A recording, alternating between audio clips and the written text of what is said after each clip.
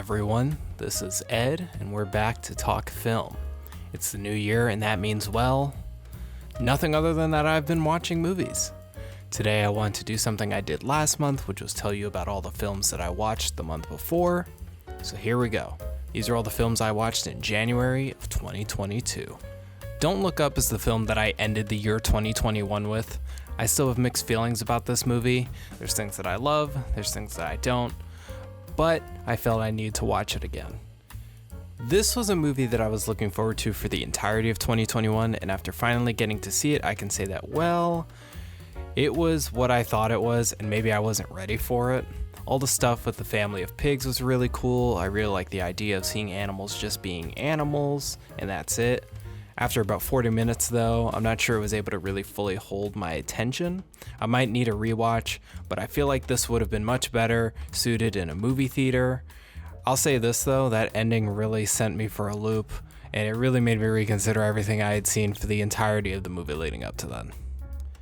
Guillermo del Toro's Nightmare Alley was a huge surprise for me. I've never been the biggest fan of Del Toro, and this film really wowed me. The production design, the characters, the style, I was honestly blown away. The thing that really threw me for a loop though was the twist that it is just a noir film. No monsters, no supernatural stuff, just a dark tale of a swindler carny whose hubris ultimately takes him down, and I loved it. Another movie with an ending that I will never forget. I had never seen From Dusk Till Dawn until last month, and I actually couldn't believe how much I loved it. At least the first act. Tarantino and Clooney acting out a Tarantino script as two criminals on the lam was one of the most fun experiences for about an hour. Then the film turns over to this whole vampire aspect, which I liked, I guess, but I liked it less than the normal stuff that we were seeing before, but it was still pretty fun. I wish I had gotten to see a lot more of just a Rodriguez-directed crime film in Mexico starring Tarantino and Clooney and Harvey Keitel instead of switching over to the vampire fighting in the bar. Power of the Dog was the first Jane Campion film I've ever seen, and it was pretty good. I'm a fan of post-westerns, although I like them more bloody and violent than slow and sensual. I can see how this wasn't very accessible to a lot of new viewers to Campion's work. I thought it had really great performances though from Cumberbatch and Dunst. I'd like to see more from Campion. It seems like she makes very beautiful films that tackle gender politics and internal struggles. I ultimately think I'll need to watch this one again though. I've never seen the original West Side Story, but the Steven Spielberg version is honestly a Spielberg movie. If I'm being straight with y'all, Steven Spielberg is not one of my favorite directors in recent times. I'm happy that people still enjoy his films in the late stage of his career that he's in right now, but I'm unfortunately not one of them. But since Bridge of Spies, which was the last Spielberg movie that I actually liked, I thought this was really fun. The songs are really fun, the cinematography was really great as always.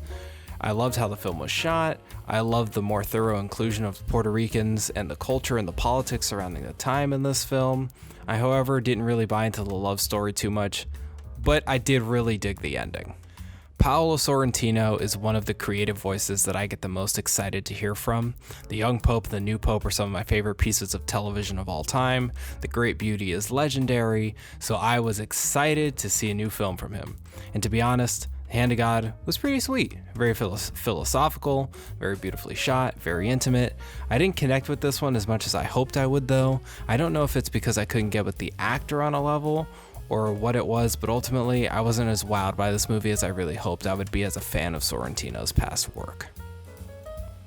I loved The Last Duel when I saw it in theaters, and after watching it again, I still loved it. I think after the second watch, it had a bit of a pacing issue in the second half, mostly during Adam Driver's section, but once we get to the third act, it really picks back up again.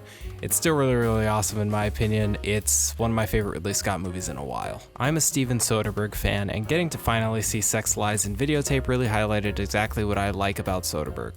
His cool, almost Kubrickian-like study of humanity, this time through the lens of sexually frustrated middle-class people. It was dope. If you like Soderbergh and you're into a more personal film from him, I think this is going to be right up your alley. As I've said many times on this channel already, I love Zack Snyder, and I'm a big DC Comics fan. Watchman is one of my favorite books that I've ever read, and this movie really does that book justice, and also tells a really stylish and well-written story. I actually watched the show with my dad, and he had a great time. I love the commentary on superhero movies way before we got into this whole Marvel apocalypse phase that we're in now. The acting is great for the most part. Sure, there are some cheesy moments, but nothing beats the style, the commentary, the characters, and the tone of this film. It's absolutely beautiful, absolutely dark, absolutely immaculate, and I love every second of it. Guy Ritchie is a director that I've really started to like lately. The Gentleman was one of my favorite movies of the last couple years, and Wrath of Man was the kind of pulpy, hardcore action movie that I hoped it would be after I saw that film. I was not disappointed by this at all. Sure, the plot is kind of contrived and not entirely original, but Jason Statham is great. The action is actually really exciting. I love the cinematography and the visual style. It all feels very grounded. It has a kick-ass cold open and credit sequence. Really an underrated action gem for the money. Stephen Gaghan's Syriana is basically traffic in the Middle East, and I respect it. It really provides a disturbing deep dive into the politics of the war on terror, from lobbyists to lawyers to the CIA to the oil and weapons industries. George Clooney gives one of his coolest performances ever. My only real gripe with it is that I wish George Clooney was in the movie more, because he was freaking awesome. Ace in the Hole ended up on my television because I was just in the mood for a classic movie, and boy did Billy Wilder deliver. Holy crap, I dug this movie so much. I love the story of a ruthless journalist who will do whatever he can to restore his reputation, and then ultimately having to come to terms with the consequences of the actions he took to get there. Man, Kirk Douglas gave an awesome performance. The cinematography was really good. The script actually really wowed me. I'm not the biggest fan of films that came out before 1960, but this really opened my eyes to what's out there, and it was nice to see a sort of darker tale, a more critical tale of something coming out way before what we know now is like the more postmodern film movement. And there we go. That is everything that I watched in January of 2022. Thank you everybody for watching this video. Really appreciate it. Can't wait to tell you guys what I watch next month. Can't wait to show you guys more videos. Stay tuned, like, comment, subscribe, do whatever you want. Let me know some movies that you think I should watch next month. Let me know if there's any books you think I should read. And yeah, thank you so much. I'll see you guys next time.